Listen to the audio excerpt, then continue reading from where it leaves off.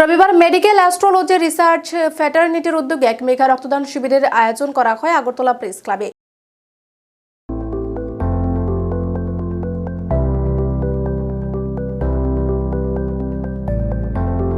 এই রক্তদান শিবিরে সম্মানিত বিশেষ অতিথি হিসেবে উপস্থিত ছিলেন আগরতলা পৌর নিগমের মেয়র দীপক মজুমদার সহ অন্যান্য সম্মানীয় অতিথিগণ। এদিনের এই রক্তদান শিবিরকে ঘিরে বিশেষ উৎসাহ উদ্দীপনা পরিলক্ষিত হয়।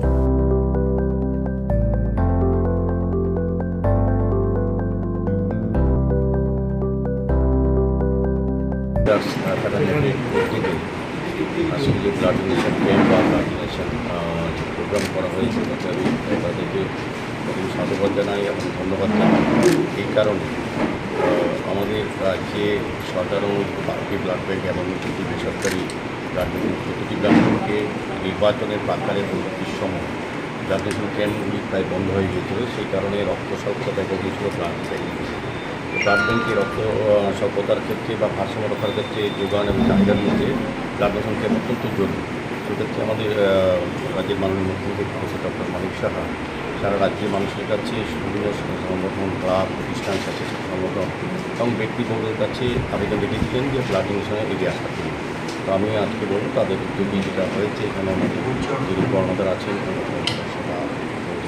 মহোদয়া সহ যারা যুক্ত আছেন, সভাপতিরা, ওনারা প্রত্যেকে শুভেচ্ছা জানাই। কারণ আমরা জানি রক্তের কোনো বিকল্প নেই। রক্ত বিকল্প হচ্ছে যারা আজকে রক্ত দিচ্ছেন তাদেরকে আমি ধন্যবাদ জানাই। তারা তাদের জীবনের শ্রেষ্ঠ কর্ম, শ্রেষ্ঠ মানব ধর্ম পালন করছেন বলব। কারণ এটার বিকল্প আমরা এখন তৈরি করতে পারি না। এগুলো হচ্ছে মানবতা, মানসিকতা এবং মানুষের পাশে থাকা। তো আমি আবারও তাদেরকে ধন্যবাদ জানাচ্ছি।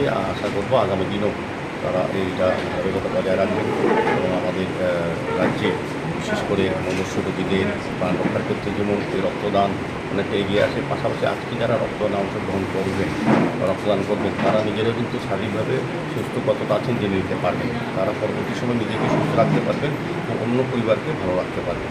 সেক্ষেত্রে ব্লাড ডোনেশন ক্যাম্প অত্যন্ত জরুরি।